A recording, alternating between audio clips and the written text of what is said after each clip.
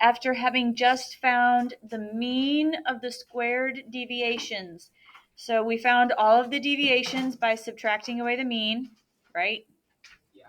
Okay, they were positive and negative. So then we had to square them all to get rid of the negative. Okay, and then we averaged those together in box 11. So we added them all up and divided by how many there were. And we said that that value, the average of the squared deviations, had a special name with a special symbol. It's sigma squared, also known as the variance. We will write that down in a minute. Okay, so our sigma,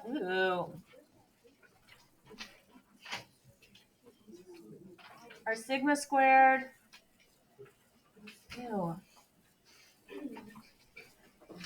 was 9.4275. Okay, everybody happy with that so far? Yeah. Okay, perfect. Okay, so we might be on the next page. We're on the next page. I'm all confused. Okay. Number 12, what are the units for the mean of the squared deviations that you calculated in box 11? Okay, what were the units for the deviations? Whoa. What were the units for just the plain deviations? Just minutes, okay. And then what about the units for the squared deviations? Okay, so what about the mean of the squared deviations? What are those units? Yeah, it's still units, minutes squared, because when we add up all the minutes squared and divide by how many there are, we've still got an average of minutes squared, right? Okay. Okay, what does the mean of the squared deviations tell us? The average. Is it me, or does this sentence not make sense? Oh, does the mean of the squared deviations tell us the average deviation of the wait times from the mean?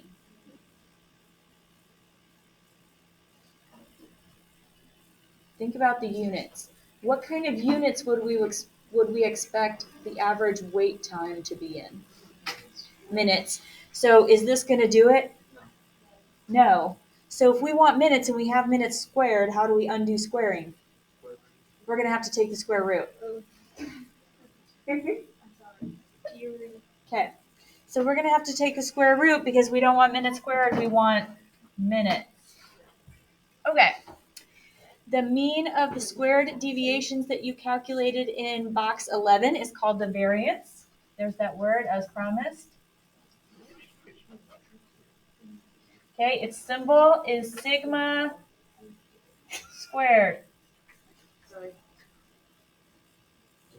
Okay, to change our units back from minutes squared to minutes, we need to take the square root of the variance.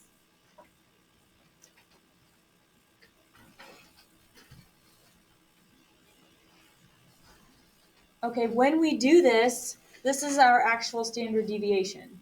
Okay, so the symbol for the standard deviation, you might remember from Algebra 1, is the little sigma with the little toupee.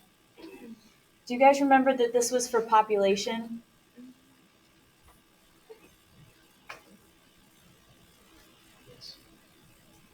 Okay, do you guys remember that there was another one for just a small sample? Yeah, it was an S. So we had like an sigma sub x and like an S sub x, and then this one was for sample.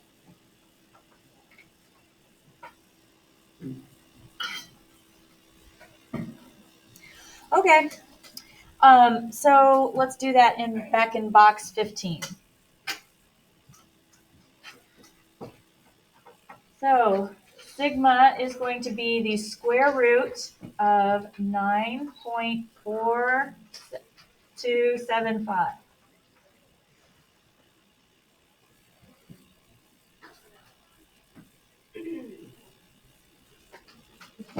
Okay, the square root button is over here. After you hit the second button, hit x squared, and that gives you the square root. What is it, 9.4275? Okay. I got 3.0704.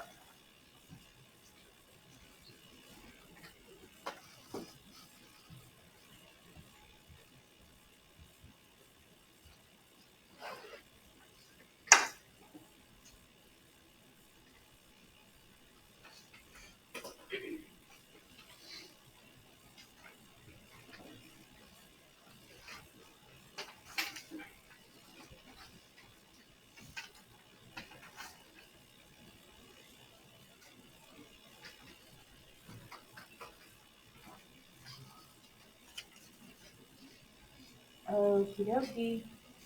Guys, I think we are almost done. We actually are going to have some work time, and I'm going to be able to mark off assignments, and it's going to be great. Okay. The standard deviation is a measure of the typical distance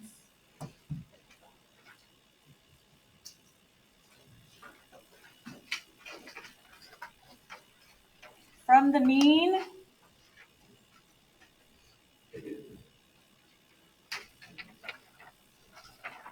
in a distribution.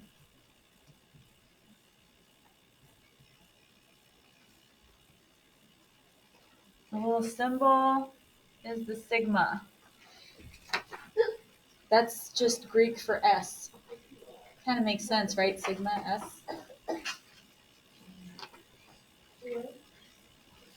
Okay, in general, the standard deviation can be used with the mean to provide an estimate of the range of the center of the data. This estimate is better the closer that our distribution is to the mean.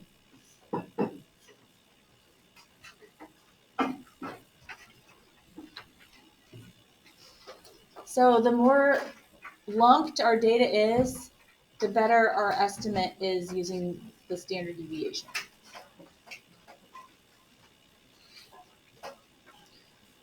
Okay, we're going to talk more about this later when we talk about a distribution as a function, and then when we talk about a normal distribution. But for right now, I will tell you this, that if this is our mean right here, boop, everybody draw this. This is why I gave you space down here. Okay, and then let's say that I take the mean and I add one standard deviation to it. So this would be plus one standard deviation. And then I go and subtract a standard deviation on the other side.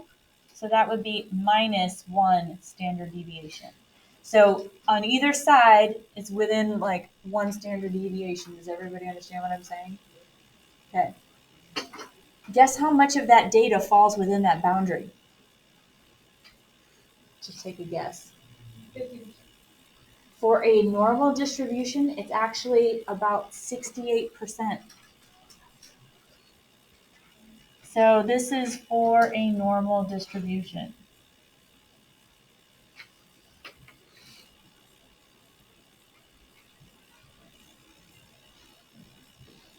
Distribution. Okay, the less normal it is, then the less that applies.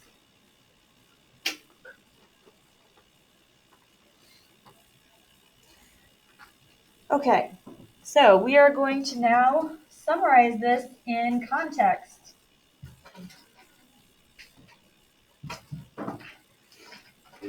For company A, because the mean is, what is the mean? 2.15? Yes. Minutes.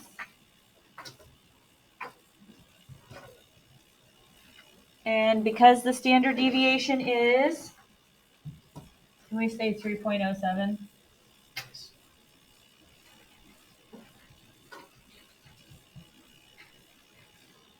Stuco should expect that.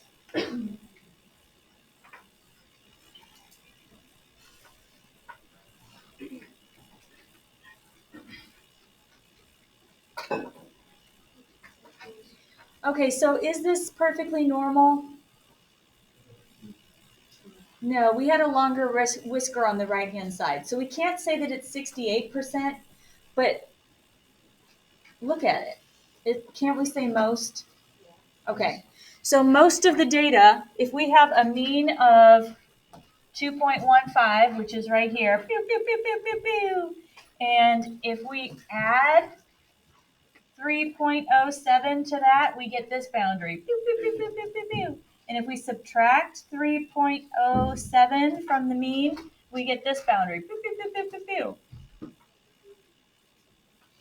What can we say about most of our delivery times?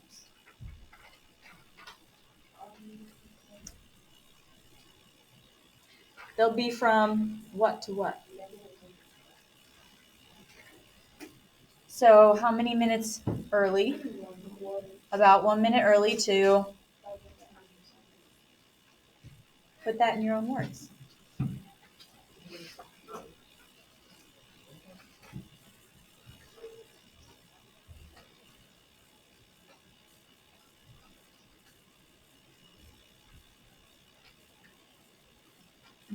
Was it yours? I think one of my kids left it yesterday and then was absent today. Yeah. Okay, are there any questions? We have work time.